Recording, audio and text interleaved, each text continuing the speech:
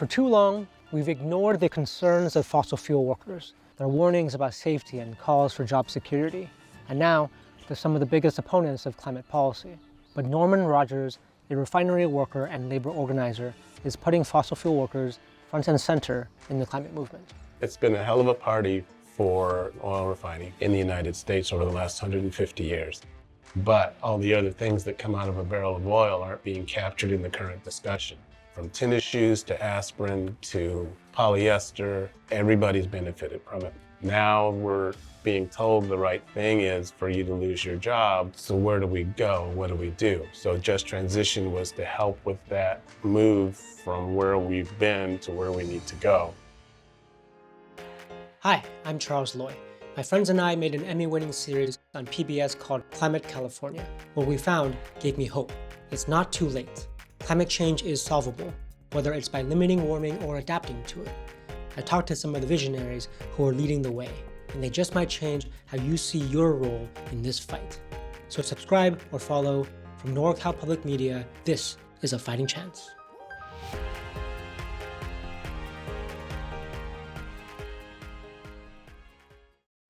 A Fighting Chance is a presentation of the Center for Environmental Reporting with financial support from the estate of Claire Etienne.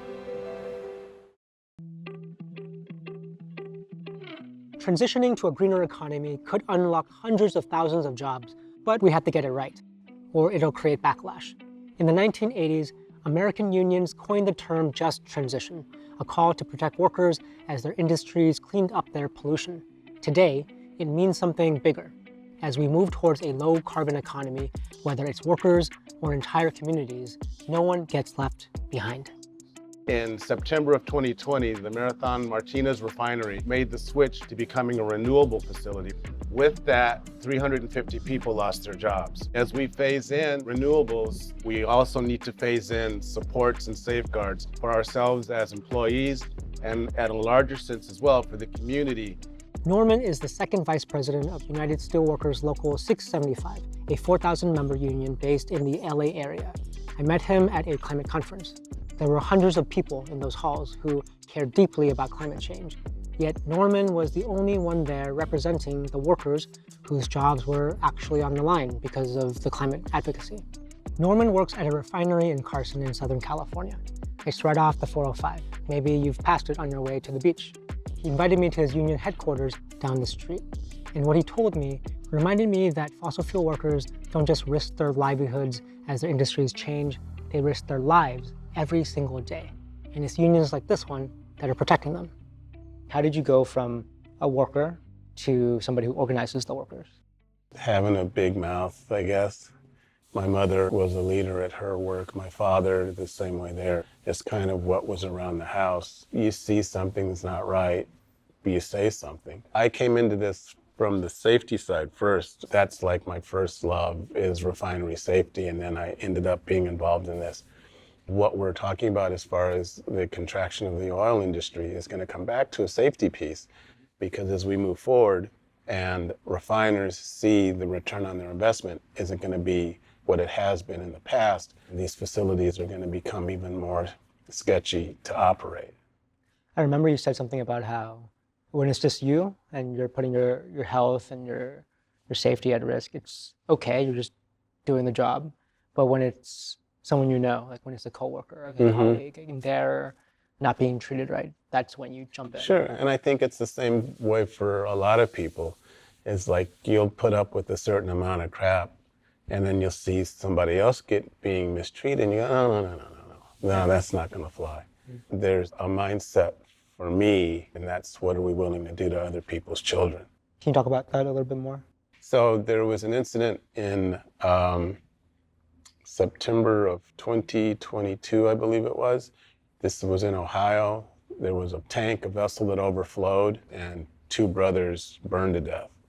BP had a similar incident with a liquid overfill of a vessel in 2005. That one killed, I believe it was 15 people and seriously injured 170. It was a month before Halloween, which is a month before Thanksgiving, which is a month before Christmas, and there's empty spots at the table for all those events. what we're making. There's leaks, there's fires, there's explosions, more than folks would realize. And that's what motivates you. Yeah. The example of the Philadelphia Energy Solutions incident, no fatalities, but 1,000 people were harmed. And probably the most serious way short of somebody getting hurt is that you've lost your income. If you were there for 35, 40 years, maybe you were close to retirement, not quite ready, doesn't matter, you're out now. While all that was going on and those folks were losing their jobs, there was this fight at the upper management level because people were concerned about how their bonuses were going to be paid out. Grumble, grumble, grumble. So the reason why we're talking to you is because it feels like the fear of loss of jobs creates opposition to change. And I think what you're doing is amazing because it's helping people bridge this gap between environmentalists and people who are rightfully worried about what the transition will look like. What do you think mainstream environmentalists should know about what workers need in order to make sure that we're all on the same page and we're rowing in the same direction? These jobs are 100 years old, or in some cases even older on the extraction side, going back to, again, even here, the late 1800s. I've worked with folks at the refinery where it's 3, sometimes even 4 generations of the same family have had jobs there. That's because with that 100 years of collective bargaining, it's supplied folks with good paying jobs for a long, long time. Now what's happening moving forward is that oil is supposed to contract. One of the things that's going to happen is that revenue is going to go away if people lose their homes because they've lost their jobs. Folks don't understand everything that comes out of a barrel of oil. There's tires on cars, there's paint for the house, aspirin, blades for wind turbines. All of that is coming out of a barrel of oil. It's been a hell of a party for oil refining in the United States over the last 150 years. And everybody's benefited from it. What does just transition mean to you? Workers in these areas have been doing the right thing for over 100 years now. And the right thing had been going to work to keep a roof over your head and food on the tables. Now we're being told the right thing is for you to lose your job out of necessity for the issues that are taking place in the environment. So where do we go? What do we do? So just transition was to help with that move from where we've been to where we need to go, and that no one is negatively impacted from that. However, now the term has been co-opted. Worker-led transition fits with me better, and even the term equitable transition has a bit more meaning to it. And I would even put forward accurate transition, because all the talk has been about fossil fuels, but all the other things that come out of a barrel of oil aren't being captured in the current discussion. Climate change is intersectional. It intersects with the class divides in this country and intersects with inequality. I've never considered myself a worker. Well, not that kind of a worker. Maybe that's the problem. Each time an industry's workers got threatened in this country, anyone who didn't immediately identify with that industry shrugged their shoulders. When steel collapsed, when coal contracted, when we moved factories overseas, we mostly said, tough luck. That's globalization, we said. Or that's innovation. Or now, that's AI. And we're living with the consequences of that lack of solidarity now. People who get left behind search for a story, something that explains what the heck happened to them. Sometimes they find a good one. Sometimes they don't. Norm's asking us to tell a better story, one about solidarity, where fossil fuel workers aren't the enemy of climate action. They're the people who build what comes next. When the political winds shift, and they will, we can't afford to treat workers as an afterthought again. So how do we get it right this time? What do energy workers actually need so that we can all work towards the same goals? Norm digs into lessons learned after the break. If you're listening to this podcast, we do have a lovely video version. You can watch it or listen to it wherever you get your podcasts. I hope you do become a member of NorCal Public Media. For as little as the cost of 2 lattes, you can sustain public media and give us a fighting chance at season 2. Go to norcalpublicmedia.org/donate. Thanks. I've been hearing for decades that the markets can solve climate change. Today, we have more incentives for market solutions than ever, and emissions are rising. On this season of Drilled, Carbon Cowboys, the story of 3 market solutions colliding in one multinational boondoggle. You gotta give Bruce and the guys credit. They're Republicans. They don't give a shit about any of this now. Listen anywhere you get podcasts. Now, back to Norman. So the story of Local 675, there was a gentleman named Tony Mazzocchi who was president of the union and also made up the term just transition. In the early 70s, the Superfund came about to clean up old work sites, mines, chemical plants. There's a big pot of money for that.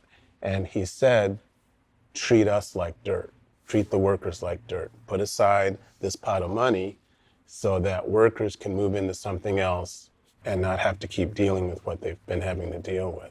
That's always in the back of my head on how I move forward, is the work that Tony Mazzocchi did and others around him. Another OCAW member was a member named Karen Silkwood. She saw that there were irregularities taking place that needed to be exposed, and she had documents that she was taking to meet I believe it was a reporter from the New York Times. She never showed up, but they did find her car over the side of the road, and the documents she had with her were missing. It was a big enough case, held enough interest to where actually there was a movie made about it called Silkwood that had Meryl Streep as Karen Silkwood. It's in the back of my head on how I handle myself moving forward with some of the work that's being done. You guys won like $60 million for assistance to transition workers. So there was a $40 million displaced oil and gas worker fund that got knocked down to $30 million. We received about $10 million or so. Do you think that's enough? No. If everything fell apart all at once and all these people were out of work at the same time, it's not even going to scratch the surface. That initial $30 million is a pilot fund. We'll get things up and running, see what it looks like, what we can do. What do you think that you guys are learning in that pilot fund? So a lot of the learnings stem from what happened here in 2020, the Marathon Martinez Refinery. Things were already slow. Demand had been slowed up by COVID. So they reached a decision that they were going to make the transition to renewable diesel. With that, they let 350 people go. One of the most important things that we're going to tackle very early is that folks get access to the records that they have. All the training they've done, new training comes in as new technologies come in, and the company holds that information. So we've got a legislative push actually already that our workers, they're able to get access to those records so they can cobble together a decent resume. Mm-hmm. The other piece is that, workers lost their jobs, we'll send them to training. Mm-hmm. Well, we've seen what that means. It's well intended and there is a place for it, but if somebody's 62, 63 years old, does it make sense to put them through a year and a half, 2 years of training, and then they retire?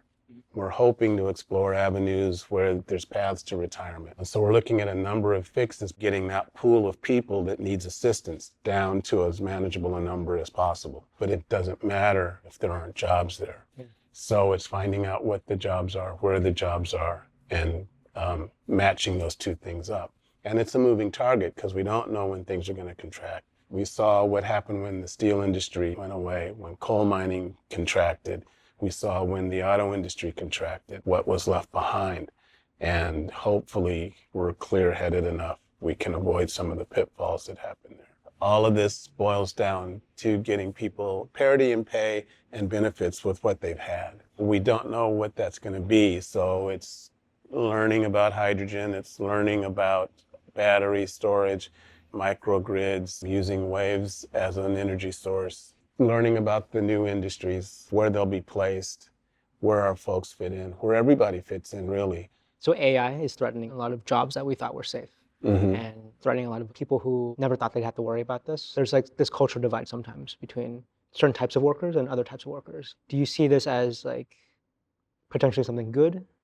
While it's going to be impactful for us as workers on the ground, there's algorithms that I would suspect take the place of a number of executives because these decisions don't have to be made by a human anymore. Like at refineries, there's so much management there. They're top heavy. They're not the people that are going to jump in if there's a leak, if there's a fire.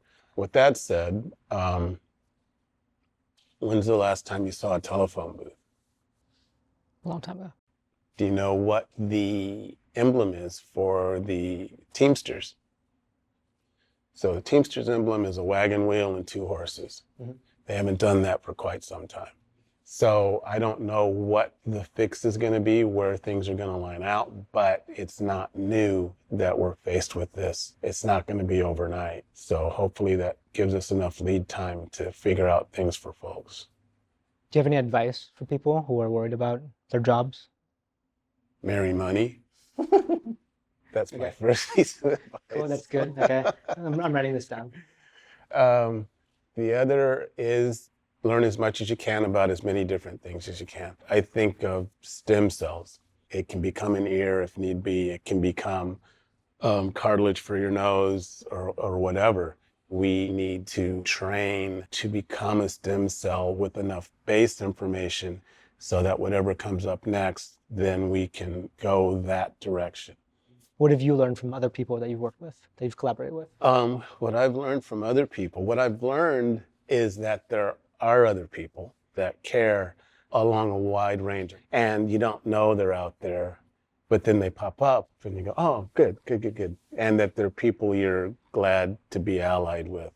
Sometimes we're standing shoulder to shoulder and we're 8 people wide and moving forward. Sometimes we're heel to toe because that's the one thing we're able to agree on. I believe there's always a path forward. That old saying, is this a private fight or can anybody join?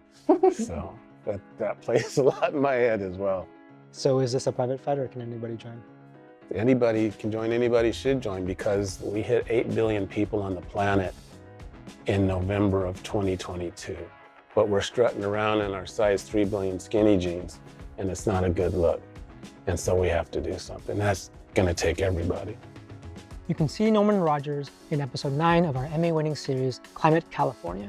Watch it on YouTube, pbs.org, or your local PBS station. Thanks for listening to A Fighting Chance. Make sure to follow or subscribe so you don't miss an episode. In the meantime, connect with me on your favorite social media platform. Until next time, if you can't find someone rich to marry, I hope you at least find someone to walk shoulder to shoulder with. A Fighting Chance is a production of NorCal Public Media's Center for Environmental Reporting. This episode is produced by senior producer and editor Taylor Kaufman, executive producers Darren Michelle and Nathan Toby, and me, Charles Loy. It's edited by Hank Liu and myself, and filmed by Michael Field, Hannah Lee, Jeremy Ju, Anna Loy, and Brittany Hernandez. Original music by Miguel Brierly. Talent booking and marketing support by Jessica Pilot, Kristen Hayford, and Shamae Saunders. Artwork by Ashley Wittenborn with photography by Michael Field. Our digital content manager is Kelly Olson. Our head of TV is Paul Swenson. For full list of credits, go to afightingchancepod.org.